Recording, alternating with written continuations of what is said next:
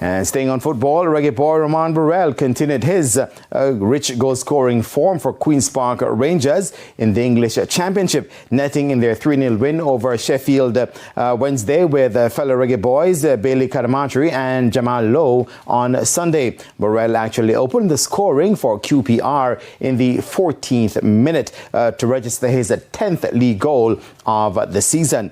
The 25-year-old Jamaican international was later forced to leave the field with injury. Now his replacement, that is Ryan Coley, scored the other two goals in the 81st and 88th minutes. Teammate and another Reggae boy, Isaac Hayden, was an 83rd minute substitute for QPR. Now with the win, QPR moved up to 11th on 35 points in the standings. Both Kadamatri and Lowe played 90 minutes for struggling Sheffield Wednesday.